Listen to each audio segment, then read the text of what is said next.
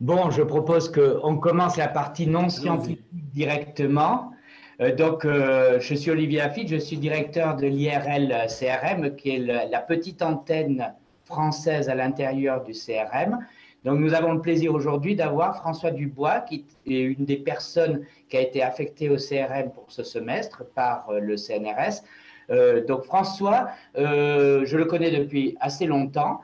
Il a commencé par faire ses études à l'école normale supérieure, puis après il est allé à l'école des ponts, qu'on dit Paris-Tech maintenant et que se disait ponts et chaussées autrefois.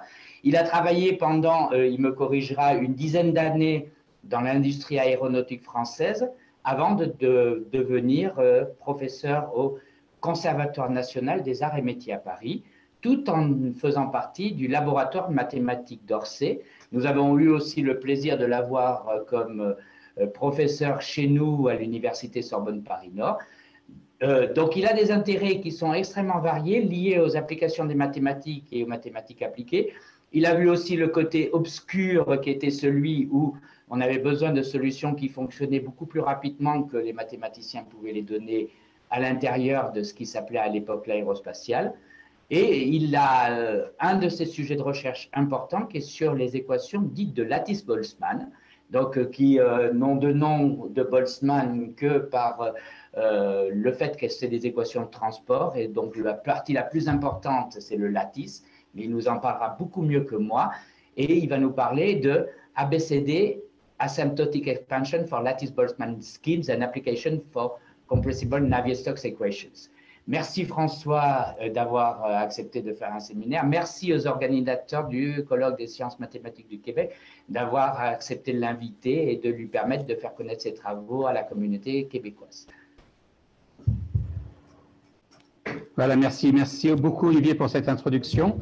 Et donc je vais partager mon écran à nouveau. Là, vous devez avoir l'ensemble de l'écran en plein écran. Est-ce que c'est ça ? Oui, tout se passe bien. Très bien. Donc, Olivier m'a bien précisé qu'il fallait que je fasse un exposé qui puisse être facile à comprendre pour des mathématiciens qui ne sont pas forcément familiers avec la mécanique des fluides. Donc, je vais commencer par des choses vraiment très, j'ose pas dire élémentaires, mais pédagogiques concernant la mécanique des fluides avec un certain nombre de jolies images. Ici, c'est un extrait du bouquin qu'on trouve maintenant sur Internet de l'album de of Fluid Motion. Ça, c'est une photo de fluide de tourbillon derrière un avion. Une autre plus originale, ce sont les allées de Kármán derrière les îles du Cap-Vert, donc dans l'océan Atlantique, au large de l'Afrique. Donc voilà Théodore von Kármán qui a mis en évidence ces tourbillons. Puis on a du mal à reconnaître quand même sur Jupiter des tourbillons de von Kármán. Et les gens ont commencé à se poser des questions sur les structures de tous ces écoulements. Donc il y a vraiment de nombreuses années. Donc là, j'ai extrait une planche de Léonard de Vinci, donc au début du XVIe siècle. La première découverte importante, c'est celle de Blaise Pascal, qui moi m'impressionne toujours, qui est simplement réaliser l'existence de la pression. La pression est quelque chose qu'on ne voit pas, qu'on ne sent pas. Pourtant, 1 kg par centimètre carré, c'est une force énorme. Et donc, il y a eu des expériences mondaines qui se sont passées au milieu du XVIIe siècle qui mettaient bien en évidence, d'une part, la pression et puis le fait qu'on apprenait à s'en passer et à faire le vide. L'étape suivante dans la compréhension de la mécanique des fluides, c'est Daniel Bernoulli avec alors je ne sais pas si on voit ma souris là, avec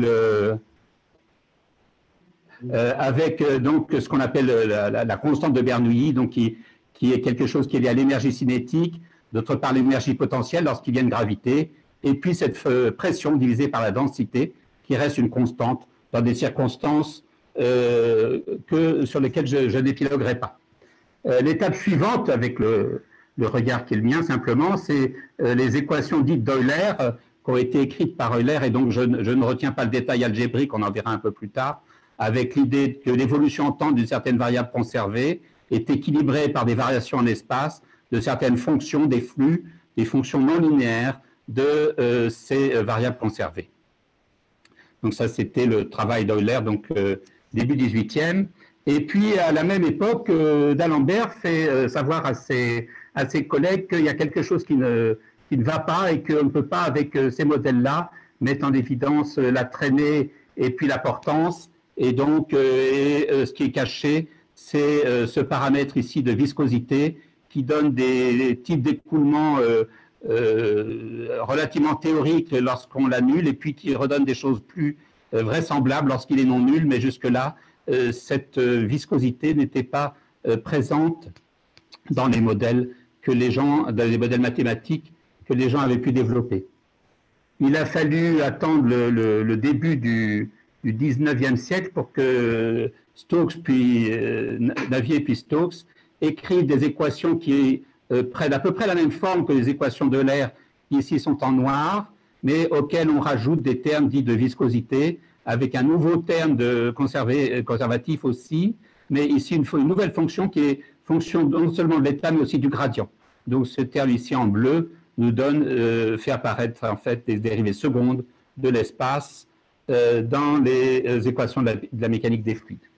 Et puis, au début du XXe siècle, le travail de Prandtl a permis de mettre en évidence que ces effets visqueux étaient en fait extrêmement importants uniquement dans une toute petite région de l'écoulement, donc qu'on appelle la couche limite, et donc avec un écoulement, avec une figure typique, avec ici un écoulement d'abord régulier quand on a un écoulement le long d'une plaque typiquement, puis après, au bout d'une certaine distance, mise en évidence de structures plus importantes et d'écoulements turbulents.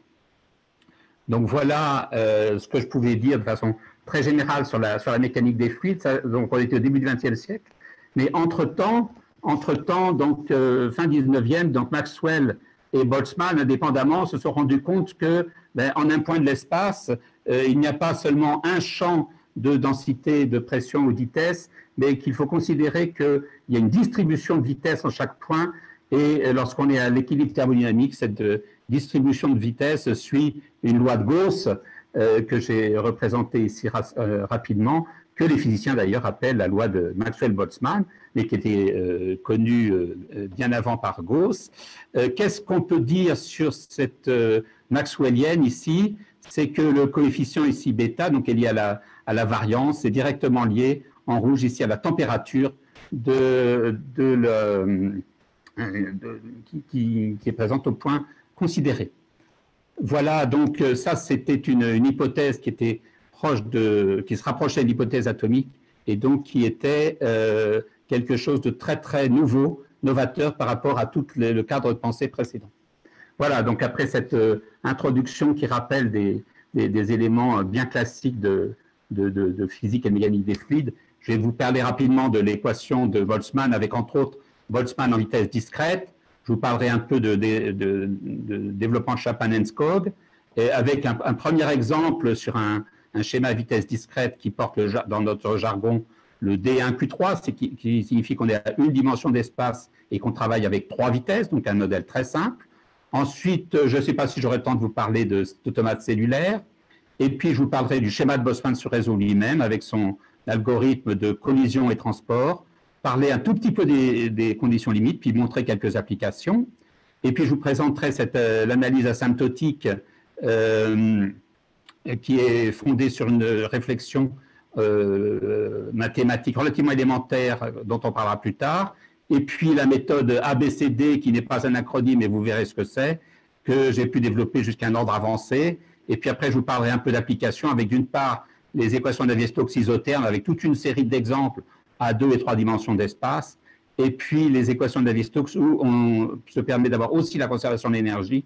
On y reviendra avec toute une série d'exemples aussi à 2 puis 3 dimensions d'espace.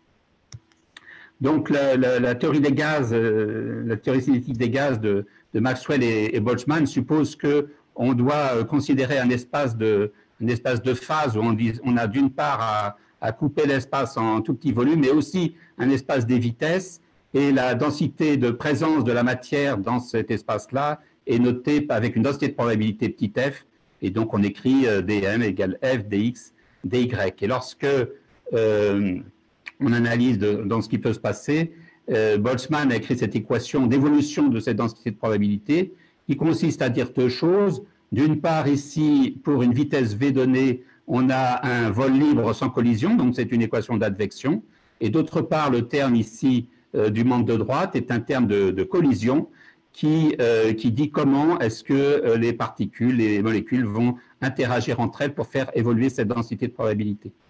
Ce dont on se rend compte, c'est que lorsqu'on intègre en vitesse non seulement cette loi F, on trouve la densité, et si on regarde les deux premiers moments, on fait apparaître d'une part l'impulsion en pondérant ici par la vitesse le premier moment, puis ensuite un seul moment scalaire avec le A' de V carré qui nous redonne l'énergie totale des mécaniciens des fluides.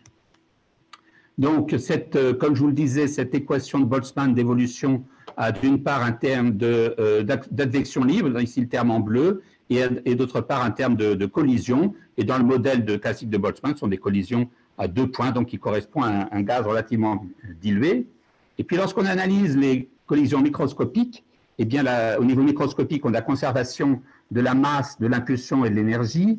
Et donc l'une des conséquences à ce niveau de représentation qu'on appelle le niveau mésoscopique, c'est l'intégrale de ce noyau de collision contre 1 V et V2 sur 2, qui donne une intégrale nulle pour dire que les collisions n'affectent pas la distribution des premiers moments. Et donc, de façon duale à ce noyau de collision, les variables qui servent à faire les poids présentés au transparent précédent deviennent des variables conservées. Et donc, de cette façon, quand on intègre cette équation de Boltzmann le long de ces 3 noyaux, on trouve quelque chose qui ressemble aux équations des équations de l'air, sauf que les flux qu'on calcule ne sont pas fonction de l'état lui-même, mais de toute la distribution de petit f. On peut considérer que c'est un détail d'écriture, mais en fait, pas du tout. Ensuite, l'étape suivante de bonne compréhension des équations de Boltzmann, c'est le développement qu'ont proposé donc, il y a un peu plus d'une centaine d'années Chapman et Henskog, qui consiste à dire que, eh bien, essentiellement, la distribution petit f est essentiellement une distribution à l'équilibre. Alors, ce n'est pas dans les transparents, mais la distribution de l'équilibre a le bon goût d'annuler par définition le noyau de collision. Donc, ce noyau de collision, cette distribution d'équilibre qui correspond à annuler le noyau de collision, plus une petite perturbation où epsilon est un petit paramètre. Et donc, dans ce travail de développement asymptotique, que Chapman et Henskog redémontrent de façon au moins formelle dans un premier temps ces équations, non pas sous cette forme conservative-là, mais les équations ici de Navier-Stokes, en mettant en évidence d'une part les termes de transport eulérien et d'autre part les termes de viscosité et de transport de chaleur. L'étape suivante, parce que les équations de Boltzmann sont des équations très dures à comprendre et à simuler, et à comprendre mathématiquement aussi, puisque les travaux les concernant ne datent que des années 80, grosso modo. L'approximation dite BGK, en hommage à Bentagar, Gross et Crook, consiste à dire que ce noyau de collision, on va le linéariser autour de la distribution d'équilibre, puis on la linéarise de façon a priori très grossière. On dit qu'on introduit simplement un temps de relaxation et on le remplace par la différence entre f moins ce f équilibre. Mais il faut savoir que le f équilibre est une fonction des premiers moments de f, donc cette équation globalement n'est pas linéaire, mais bien non linéaire, même si on a linéarisé le noyau de collision, même de façon approchée. Donc ça, c'est ce qu'on appelle l'approximation BGK, et ça date du début des années 50. L'étape suivante, en ce qui concerne le topo d'aujourd'hui, consiste à s'intéresser à des vitesses discrètes. Et donc, c'est un document de Karleman qui a été publié après sa mort, en français, donc à l'Institut Mittag-Leffler, qui consiste à prendre un modèle avec seulement 2 vitesses, U et V, qui dans notre jargon devient le D1Q2, mais on n'en aura pas besoin davantage ici, qui consiste à dire que les vitesses U se transportent vers la droite avec un noyau de collision tout à fait modèle, et puis les vitesses V se transportent vers la gauche, un noyau de collision qui est tel que la somme U plus V est conservée quand on additionne ces 2 équations. Donc ce modèle de Karleman est le premier modèle de théorie cinétique discrète avec une répartition discrète des vitesses.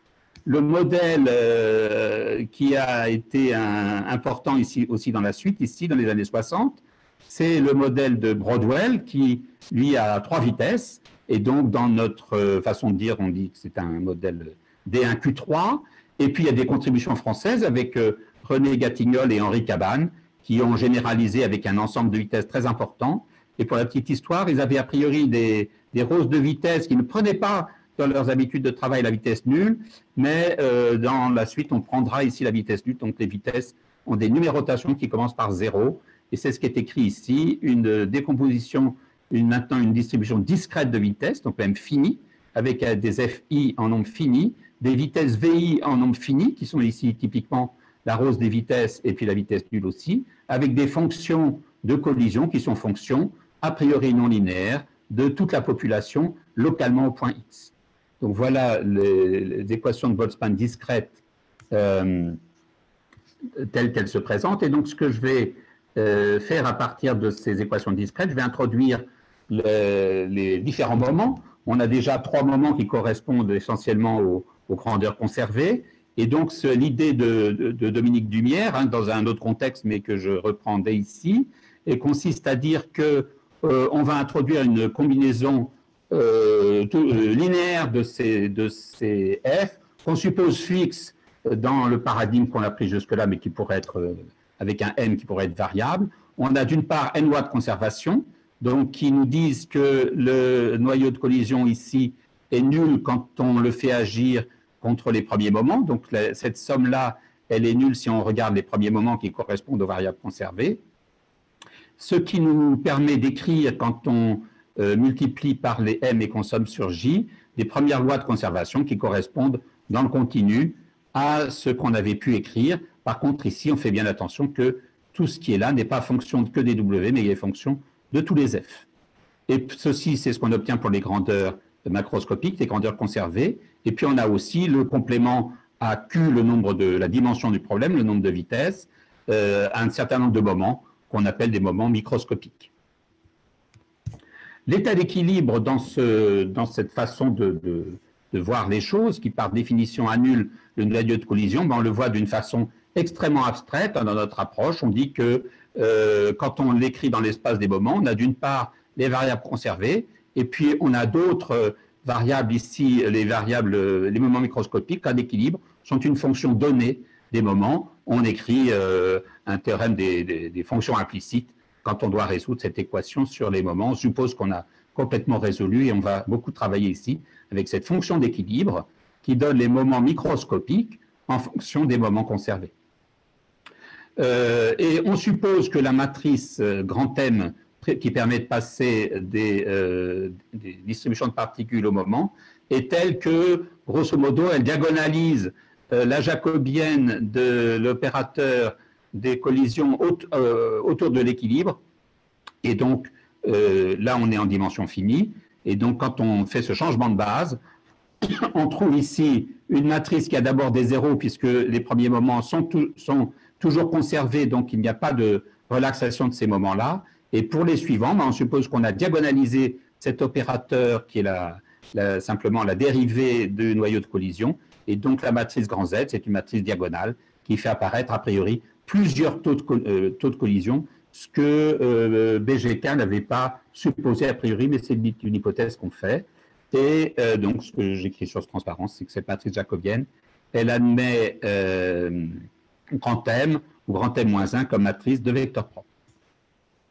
Et donc, à partir de tous ces éléments-là, on peut former une matrice que j'appelle grand lambda, qui est simplement le fait d'écrire l'opérateur d'advection de toutes les vitesses du problème, donc c'est une matrice Q par Q. Là, on a l'opérateur d'advection, et puis on lui fait juste un changement de base en disant qu'on passe dans l'espace des moments. Donc, c'est juste les matrices d'advection considérées dans l'espace des moments. Et puis, comme l'espace des moments lui-même, il a 2 sous-espaces tout à fait caractéristiques avec les variables conservées d'une part et les variables non conservées, et ben, j'ai composé cette matrice grand lambda en bloc et que j'appelle ABCD, simplement par habitude. Et donc, la méthode s'appelle ABCD. Ce n'est pas moi qui ai trouvé ce nom-là, c'est mon collègue Brosse Bogossian qui m'a parlé de ma méthode ABCD. Ben oui, pourquoi pas. Et donc, ça consiste simplement à dire que cette matrice que j'ai appelée la matrice des moments vitesse, eh bien, on la décompose sur les différentes familles de moments qui sont adaptés au problème. Donc, on a des matrices d'opérateurs qui sont de matrices à chaque fois de A et D sont carrés, B et C sont rectangulaires, qui permettent de décrire grosso modo la convection. Donc, ce que j'appelle les équations de Boltzmann-BGK consiste à avoir une approche rigoureuse de ce que peut être le noyau de collision et à dire qu'on fait simplement un développement en premier ordre de ce noyau de collision autour de l'état d'équilibre. On suppose dans tout ce qu'on fait que F est proche de l'état d'équilibre, plus la jacobienne que multiplie ici l'incrément autour de l'équilibre. Donc, on obtient, en négligeant les termes d'ordre supérieur, l'équation donc de Boltzmann-BGK, discrète avec un nombre fini de vitesses, sur lesquelles on peut travailler un peu. Les moments conservés s'écrivent de cette façon-là. Les moments non conservés, c'est la même chose, sauf que c'est pour des valeurs de k différentes. Et l'équilibre est donné avec cette fonction d'équilibre. Et quand on écrit sur les moments cette équation de Boltzmann-BGK, on trouve d'une part que l'évolution des variables conservées plus AW plus B fois les moments microscopiques est nulle. Hein, ça correspond au zéro qui était ici 2 transparents plus haut.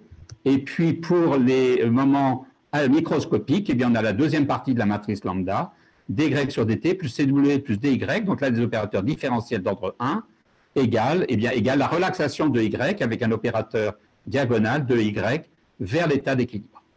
Et donc à partir de ces équations couplées écrites sous forme de moments de Boltzmann à vitesse discrète, on peut faire une analyse asymptotique lorsqu'ici le paramètre epsilon est tout petit. Et quand on fait cette analyse asymptotique, je passe sur les détails, on a une sorte de développement de Chapman-Enskog pour un nombre fini de vitesse. On trouve des équations aux dérivées partielles qui s'écrivent de cette façon-là avec des termes du premier ordre et des termes du deuxième ordre. Et puis on trouve un développement des moments microscopiques avec d'une part l'équilibre et puis une perturbation autour de l'équilibre avec cette matrice Z-1 et puis cette matrice psi1 qui est une fonction non linéaire de degré 1, d'ordre 1, des moments conservés. Donc d'un point de vue pratique, pour calculer l'équation aux dérivées partielles équivalente à ce modèle, à ce système couplé, on a calculé d'abord gamma 1 qui s'écrit AW plus B phi, psi1 qui est la différentielle de phi appliquée à gamma 1 moins CW plus D phi, et puis gamma 2 qui s'écrit de façon très simple, B Z-1 psi1 avec Z-1, ce sont les taux de collision. Donc ici, je ne fais qu'une reformulation du travail qui était dans la thèse de René Gatignol il y a un certain temps. Donc je vais présenter un exemple parce que ça permettra de fixer les idées sur le modèle D1Q3 avec deux lois de conservation. Donc on a d'une part la densité, on a une certaine échelle de vitesse que j'appelle lambda, donc on forme l'impulsion. Ici on a la vitesse nulle, ici on a la vitesse lambda, ici on a la vitesse moins lambda. Donc l'impulsion ρu c'est lambda F1 moins lambda F2. Puis après on a une énergie qui pour des raisons d'habitude est définie de cette façon-là, je dirais, qui nous donne une matrice grand M qui a le bon goût d'avoir des lignes orthogonales. Une fois qu'on a cette matrice grand M, on calcule cette matrice de couplage entre les moments et les vitesses qui consiste à faire ce produit-là, et on trouve cette matrice, donc j'ai repris les couleurs de A, B, C et D, et puis la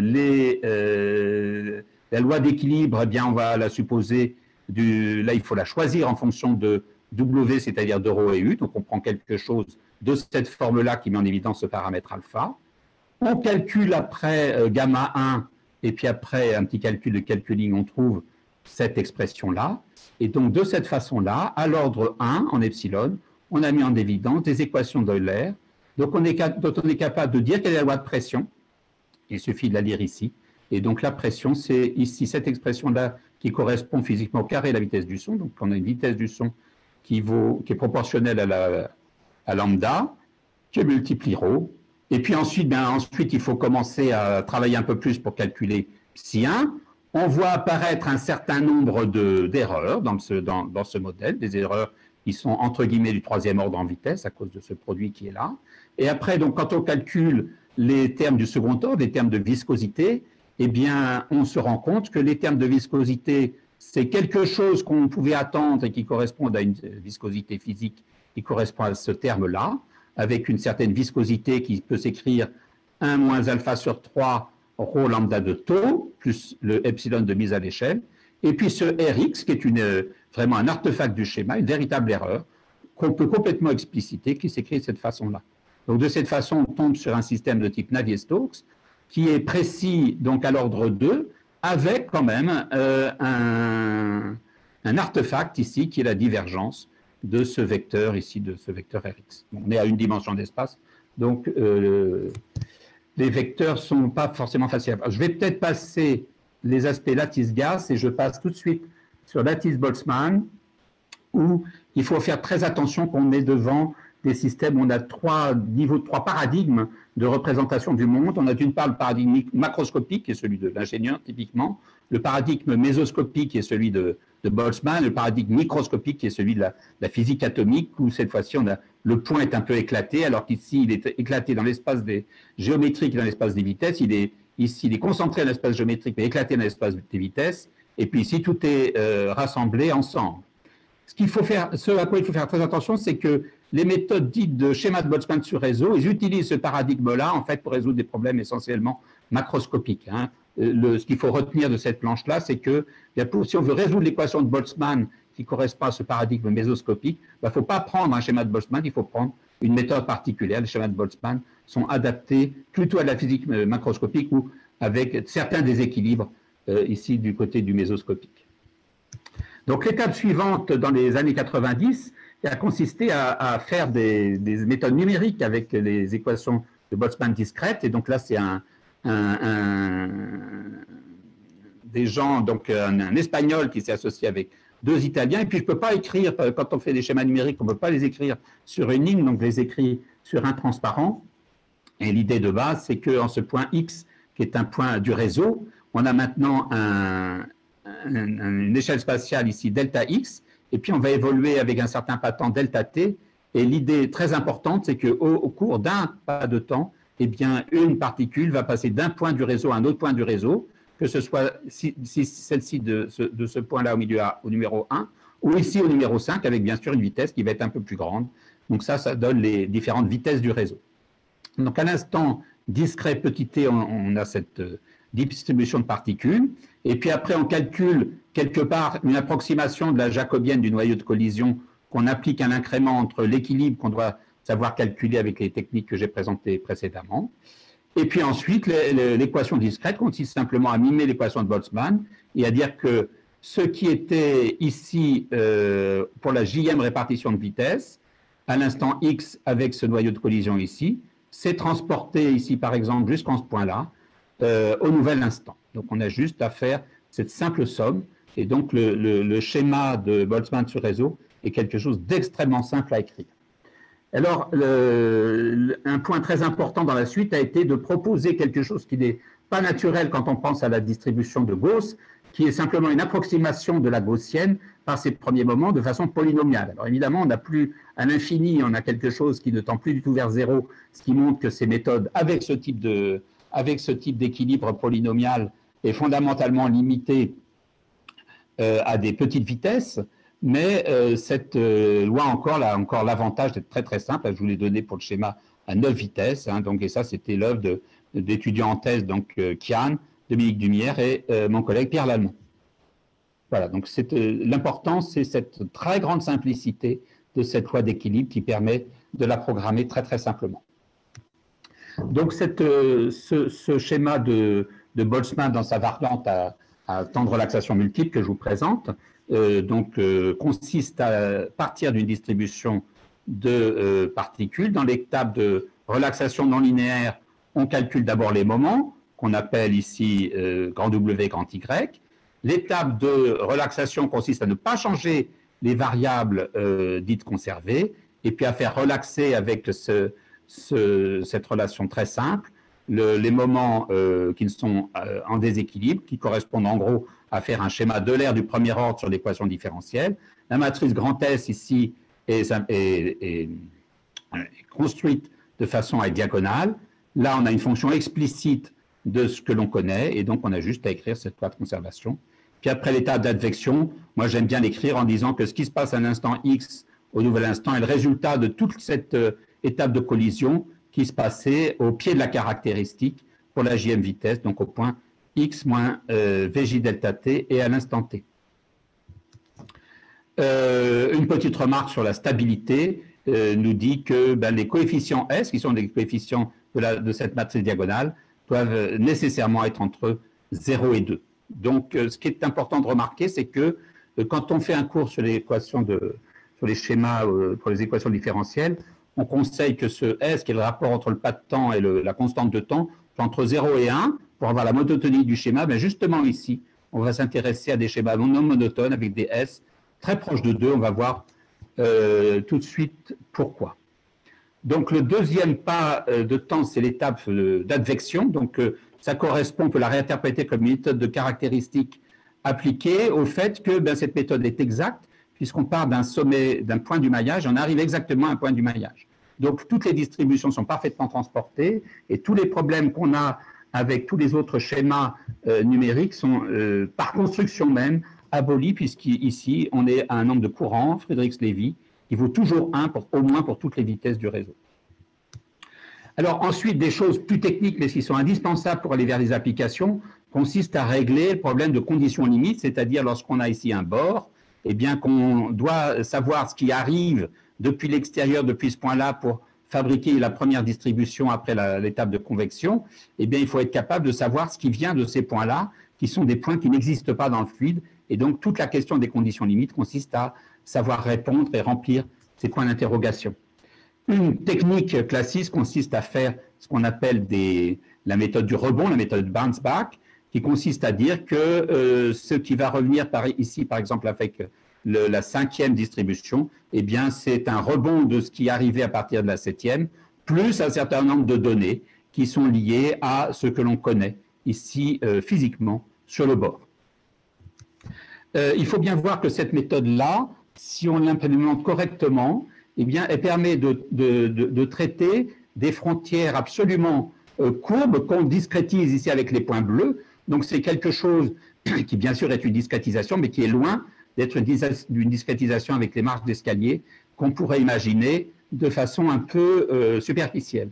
Et donc, tout ce schéma-là a été proposé par Bouzidi, Firdaus et l'Allemand il y a maintenant une vingtaine d'années. Et donc là, on commence à avoir des aspects qui peuvent être relativement techniques. Donc je suppose maintenant que la frontière n'est plus directement dans un des axes du maillage, mais il va falloir tenir compte des aspects géométriques, du fait que ce point-là et ce point-là ne sont pas localisés à la même distance de ce point-là. Et donc ça nous donne des relations qui dépendent de ces paramètres x6, x7, x8. Je passe sur les détails, mais en tout cas, ça devient technique, mais en tout cas, ce sont des choses bien maîtrisées depuis 20 ans. Donc, je vais vous montrer rapidement un cas test qu'on avait mené avec Pierre Lallemand il y a maintenant un certain nombre d'années, qui est un problème de Stokes qui consiste à avoir un rayon qui ne coïncide pas, qui est de dimension non entière, une petite viscosité, et le résultat, c'est un champ de vitesse qui est tournant de cette façon-là. Je ne l'ai pas représenté dans les planches, là. Et puis, à l'époque, j'étais en train d'essayer de comprendre ce que faisait la méthode de Lattice-Boltzmann. Donc, j'avais imaginé de la réduire à un schéma de volume fini, et puis j'avais proposé une façon de faire les conditions limites avec cette méthode de volume fini. Et puis, la deuxième manip, c'était la méthode classique de type méthode particulière.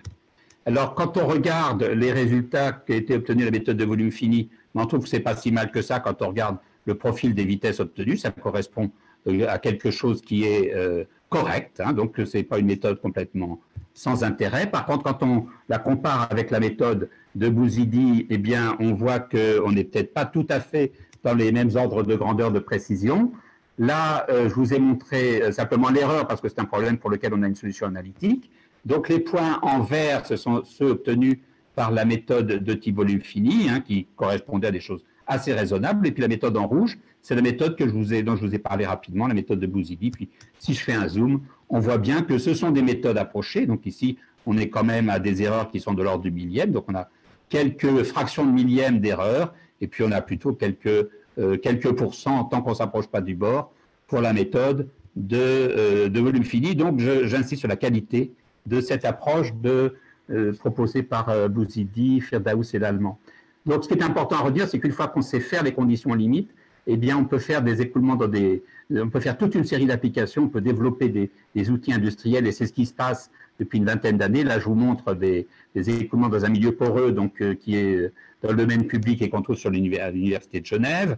Ça, c'est une planche qui n'est pas dans le domaine public. On a eu une réunion avec les collègues ici à Montréal, avec David Vidal et Stéphane Delachry la semaine dernière. Et donc, David a bien voulu me prêter une de ces planches d'études sur les milieux poreux. Et ce que je retiens ici, c'est que l'écoulement dans le milieu poreux qu'il étudie se calcule de façon tout à fait standard avec une méthode de schéma de Boltzmann sur réseau. Voilà un type d'application, pas seulement industriel, mais aussi dans le milieu scientifique. Ça, c'est un écoulement autour des ouvrages d'art, donc qui est développé par les gens de Braunschweig.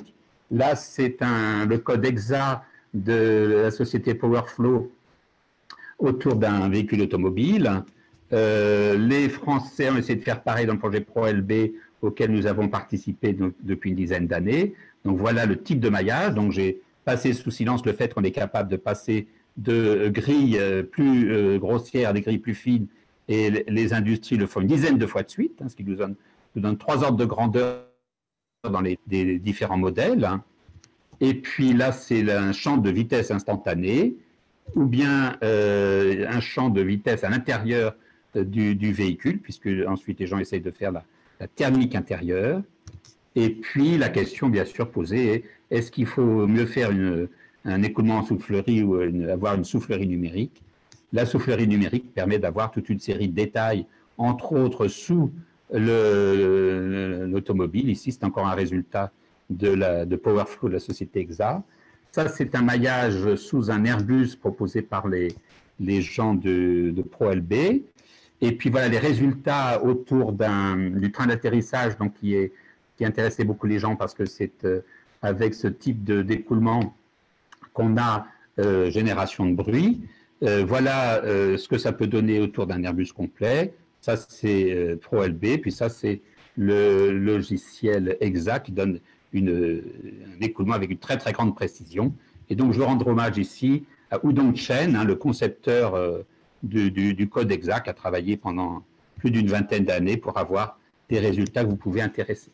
Donc, quand on voit tout ce savoir-faire du côté des ingénieurs et des physiciens, on peut se demander si les mathématiciens ont quelque chose à voir là-dedans. Donc, ce que j'ai tenté de faire, c'était d'analyser simplement l'algorithme de base tel qu'il se présente, avec ici une étape d'advection avec ces flèches en rouge où l'information arrive en un point donné, cette étape de collision qui est locale, et puis après l'étape de transport, c'est la même que précédemment, mais vue par le fait que ce qui s'est passé dans un point donné rejaillit sur tous les voisins. Donc ça, c'est une planche que j'ai déjà présentée qui rappelle le schéma qu'on utilise, avec d'une part l'étape de relaxation, et puis d'autre part ici l'étape de convection, l'étape d'advection. Et puis, je voudrais prendre le temps simplement de réfléchir à la formule de Taylor, sur laquelle j'ai beaucoup travaillé pour mettre en évidence ces développements asymptotiques. Donc la formule de Taylor pour une fonction d'une variable, je l'écris comme ça, mais j'ai aussi la fonction exponentielle que je peux écrire comme ça. Et puis psi peut être à peu près n'importe quoi, en particulier un opérateur. Donc je prends comme opérateur d sur dx. Donc l'exponentielle de d sur dx identité plus d sur dx, plus un demi de d sur dx au carré, plus etc. Puis maintenant, je rajoute un paramètre petit h, donc l'exponentielle de hd sur dx, identité, plus hd sur dx, plus h2 sur 2, d2 sur dx2, plus etc. Et puis, je me rends compte que tout ceci n'est que la formule de Taylor n'est que l'application de cet opérateur à la fonction phi. Donc, on a une façon d'écrire la formule de Taylor qui est bien sûr tout à fait classique, mais qui n'est pas forcément dans tous les cours qu'on peut lire et donner nous-mêmes. Et donc, du coup, j'ai pris la relation qui définit le schéma, et puis je suis passé dans l'espace des moments, et puis à ce moment-là, quand je suis dans l'espace des moments, j'ai introduit simplement une combinaison linéaire, et si le F étoile, je le redébobine en fonction des moments en introduisant la matrice M-1, et puis une fois que je suis là, eh bien, je mets simplement la matrice ici M-1 de l'autre côté, et une fois que je suis là, j'applique ce que j'ai vu tout à l'heure sur le fait que la formule de Taylor, avec autant de termes que je veux, je peux l'écrire comme une exponentielle. Et puis, une fois que j'ai l'exponentielle, je peux remettre les éléments de matrice qui sont là, puis quand je prends la conjuguée d'une exponentielle, c'est l'exponentielle de la conjuguée, et donc je vois apparaître en rouge la matrice lambda, et donc tout calcul fait, l'évolution du kème moment entre les instants t plus delta t, c'est l'exponentielle de moins delta t, cette matrice lambda, appliquée au moment après les équilibres, qui lui est assez facile à calculer, au moins pour la kème composante, puis après on enlève la kème composante.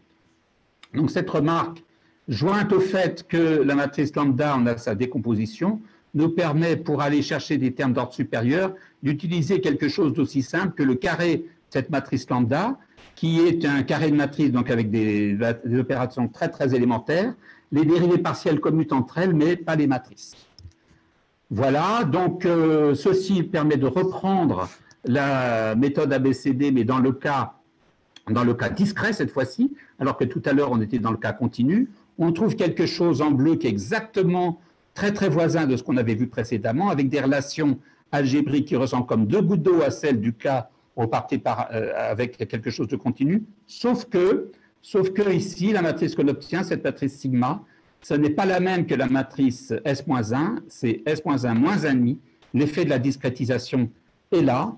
Et le premier qui a vu cette différence entre le cas continu et le cas discret, c'est Michel Hénon, dans un papier qui remonte à un certain nombre d'années, qui était dans le cas des automates cellulaires. Voilà, donc j'ai réussi à faire des calculs jusqu'à l'ordre 4, ça c'est anecdotique. Et je vais maintenant m'intéresser aux équations de Navier-Stokes, où l'important c'est de dire que quand on regarde la mécanique des fluides, ce que c'est très bien faire l'équation Lattice-Boltzmann, c'est de conserver la masse et l'impulsion. Par contre, la conservation de l'énergie est quelque chose qui pose plus de questions. Alors là, il me reste combien de temps? Il me reste 5 minutes 5-7 minutes. Donc je vais aller assez vite, je vais vous expliquer le principe des calculs que j'ai pu effectuer, qui consiste simplement à appliquer la méthode précédente, donc jusqu'à l'ordre 2. Voici le schéma populaire D2Q9. Donc je vous ai explicité la matrice grand M qui est dans tous les bons papiers donc depuis au moins une vingtaine d'années. Et puis là, j'ai les différents moments qui portent un nom relativement classique. Ici, les moments conservés. Ici, des moments qui correspondent ici à faire des polynômes de degré 2 en vitesse.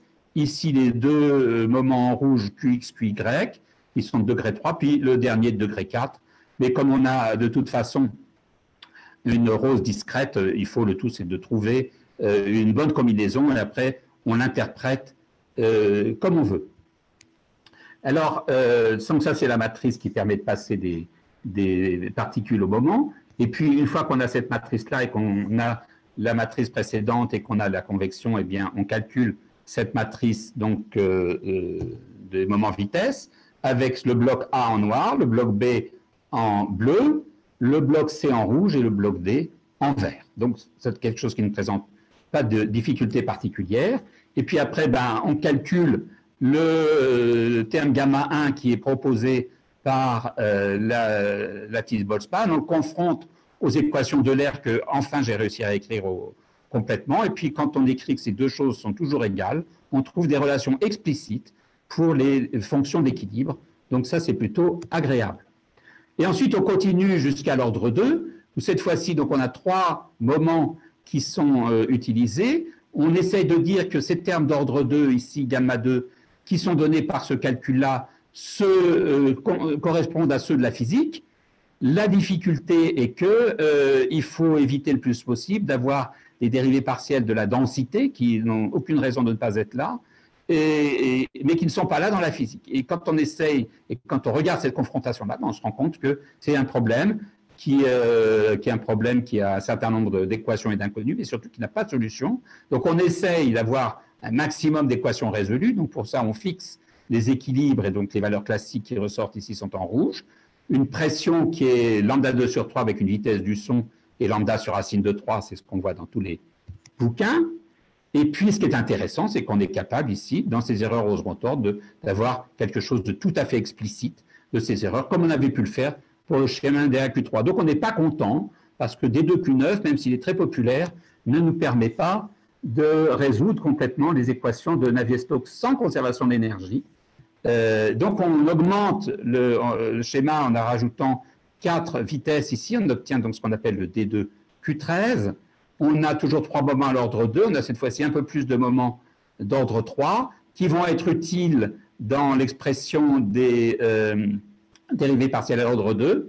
Et puis on a ici ces 3 derniers moments qui, eux, sont en fait sans aucun, qui n'interviennent pas dans les équations du second ordre.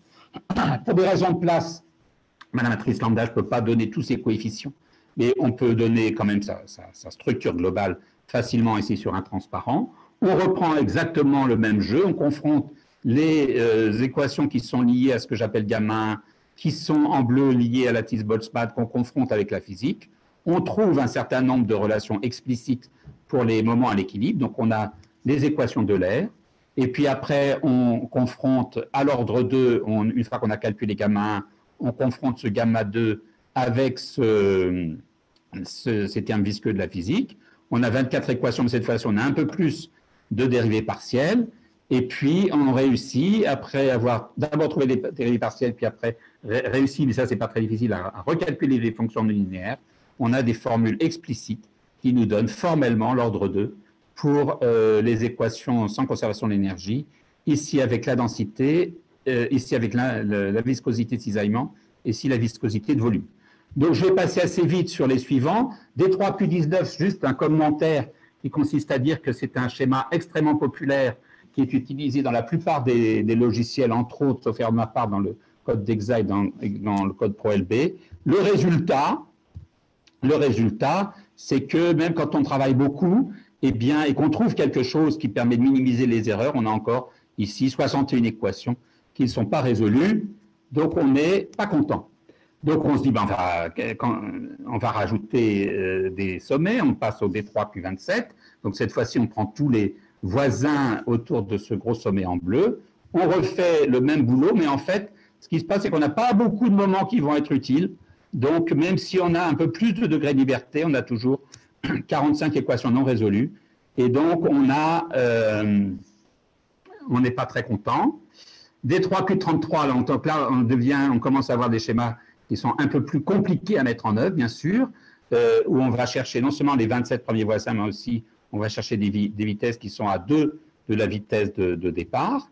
On refait le même travail, et cette fois-ci, voilà, donc ça, ce sont des résultats que j'ai obtenus très très récemment, et donc cette fois-ci, on est content, parce qu'on a réussi à résoudre toutes les équations de Navier-Stokes. Donc à l'ordre 2, ce schéma est précis à l'ordre 2 pour les équations de Navier-Stokes isothermes avec conservation avec viscosité.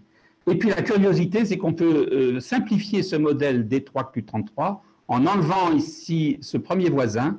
On obtient une deuxième variante, une variante du D3Q27, et quand on refait le travail, eh bien, on retrouve que ça marche, hein, et on trouve qu'effectivement, à l'ordre 2, les équations de Navier-Stokes sont bien résolues. Maintenant, je passe aux équations de Navier-Stokes avec l'énergie. Donc, dans les équations de Navier-Stokes avec l'énergie, on rajoute ici la loi de Fourier, mais il ne faut pas oublier ici le travail visqueux. C'est quelque chose de difficile à régler. Donc là, je vous donne un résultat qu'on a fait il y a quelques années avec le D2Q13. Et le résultat de la première étude avec le D2Q13, c'est que, eh bien, ça c'est une planche intéressante. On voit la matrice lambda dans la variante Navier-Stokes isotherme, et là, dans la variante Navier-Stokes avec conservation de l'énergie, c'est simplement la décomposition en bloc qui a changé. C'est exactement la même matrice, mais c'est sa décomposition ABCD qui a changé. Le résultat, eh bien, le résultat, c'est que on n'est pas content du résultat, et c'est que D2Q13 ne suffit pas en 2D pour traiter Navier-Stokes avec conservation d'énergie. Donc, on remet 4 points supplémentaires ici dans les diagonales. Et cette fois-ci, il faut faire attention. Cette fois-ci, il y a des restrictions sur le fait qu'on est forcément à gamma qui vaut 2, et puis prendre qui vaut 1, mais cette fois-ci, on a formellement la précision du second ordre. J'ai discuté avec mon collègue du Brésil, Paolo Filippi. Lui, il a une variante à 17 vitesses où il déplace ce point-là vers l'autre. Voilà donc Paolo. Et puis, ça se passe de la même façon pour ce qu'il appelle le D2V17. Et puis, après, à 3 dimensions, ben, le D3Q33, on se dit, est-ce qu'il va marcher? Le suspense est important. Et la réponse est oui, ça marche bien.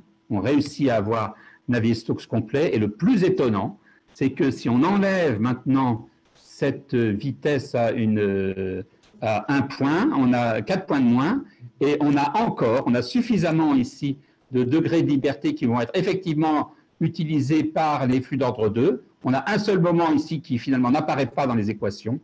Et quand on fait les calculs, on se rend compte qu'on a,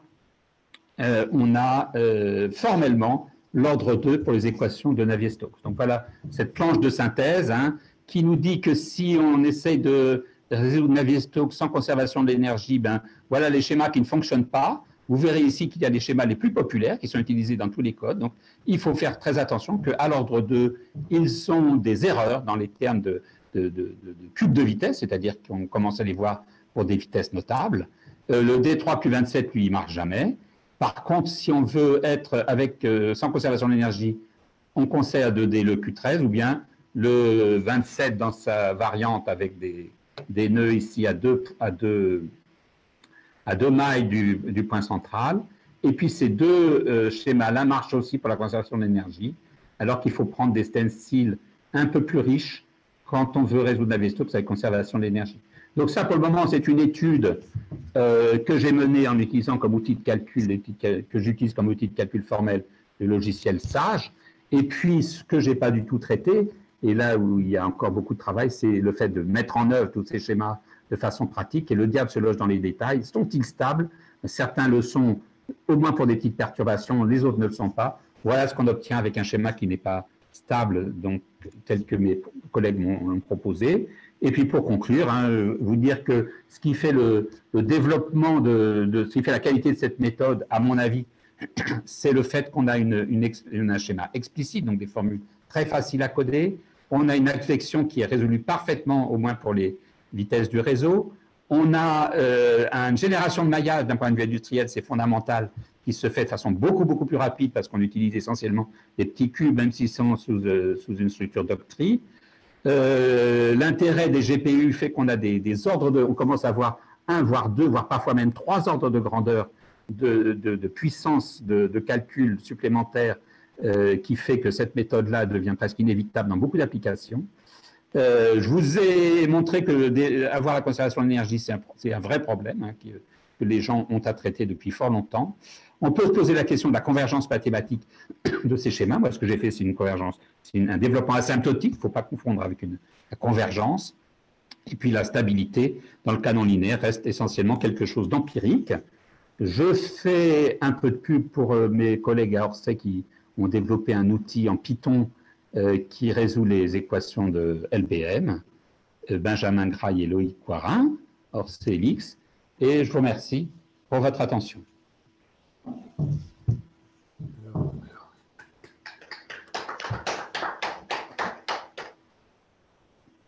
Merci beaucoup. Est-ce qu'il y a des questions? Pour une fois, on peut dire qu'il y a eu une petite question dans la salle. Après, j'en aurai plein d'autres, mais ça sera en privé. Est-ce que ce schéma, il est utilisé dans l'industrie pour les codes industriels de réseau de Navier-Stokes? Oui, bien sûr. Les gens avec ce schéma résolvent des aspects visqueux, les calculs des traînées, ils calculent des flux de chaleur. Donc les aspects de dissipation sont effectivement intégrés à la résolution. Donc ils sont vraiment très utilisés. Et depuis une vingtaine d'années, moi j'avais visité les gens de Renault qui commençaient à utiliser ça il y a une vingtaine d'années. Ils utilisaient le code d'Exa et la difficulté, c'était pour eux de passer d'une base de données géométrique de type CATIA à une base de données avec des petits cubes, et ils avaient su faire l'interface. Et après, ils avaient abandonné les codes de volume fini de l'époque, et maintenant, tous les industriels, au moins du monde automobile, utilisent cette méthode-là. Dans la prospection pétrolière aussi, ça devient quasi universel. Et puis, je ne peux même pas dire quels sont tous les domaines d'utilisation, tellement il y en a. Merci pour la question, Olivier. Est-ce qu'il y a d'autres questions?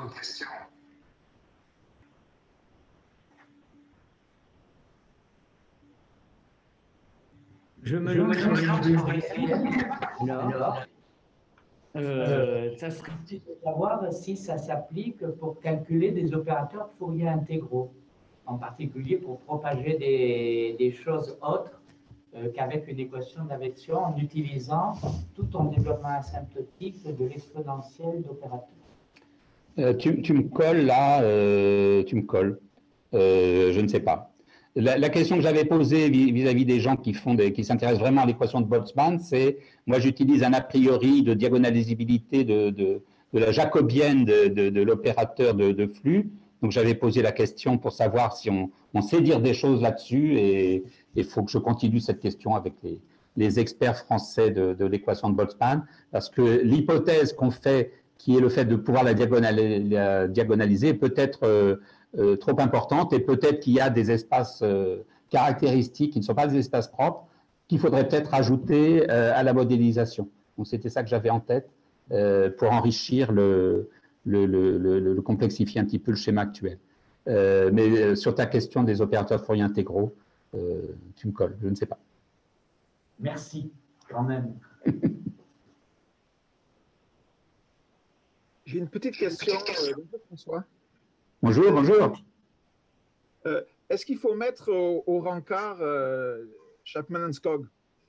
Alors, ça, c'est une question d'expert dont je n'ai pas eu le temps de parler. Alors, pour la petite histoire, moi, j'ai développé ce truc-là parce que ce que faisaient les gens de Chapman-Enskog, je n'y comprenais rien. Et donc là, j'ai fait quelque chose que je comprends.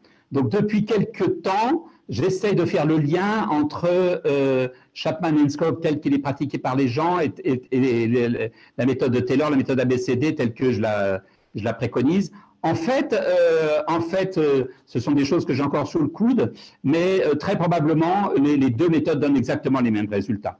Sauf que la méthode de Chapman-Enskog est une méthode avec un autre paradigme beaucoup plus compliqué, et avec des opérateurs de dérivation qui ne commutent pas. Et donc, je suis en train d'essayer de faire le point là-dessus. L'avantage de cette approche-là, c'est qu'elle est tout à fait directe, elle s'adresse naturellement à un numéricien, puisque l'infiniment petit du problème, c'est la taille de la maille, donc qui tend vers 0. Alors que dans la méthode de Chapman-Enskog, telle qu'elle a été très très formelle, telle qu'elle a été développée par les gens de l'art depuis, je dirais, une vingtaine d'années, on ne sait pas trop si c'est une méthode d'analyse numérique ou si c'est une méthode d'analyse asymptotique autour de l'équation de Boltzmann. Et donc, c'est quelque chose qui donne toujours beaucoup d'angoisse à ceux qui doivent la présenter de façon rigoureuse. Et donc là, tu as vu que j'ai pris le parti de ne pas du tout en parler parce que je voulais aller à l'essentiel, mais c'est effectivement une question tout à fait naturelle et que je commence tout juste à regarder après avoir passé des années à essayer de bien maîtriser ce développement de Taylor, cette méthode ABCD. Merci pour la question. Très bien, merci François. Merci. Merci pour ta belle présentation, c'était très intéressant. Merci beaucoup, merci d'être là. Alors, est-ce qu'il y a d'autres questions? Sinon, bien, on va vous remercier encore pour une très belle présentation. Merci pour l'invitation. C'était un plaisir de préparer cet exposé et d'être ici à Montréal à le transmettre. Voilà, merci beaucoup. J'espère que vous allez pouvoir profiter de votre visite malgré les circonstances un peu particulières. Absolument. Et il faut vivre avec les contraintes du monde telles qu'elles sont, simplement. Okay, merci beaucoup.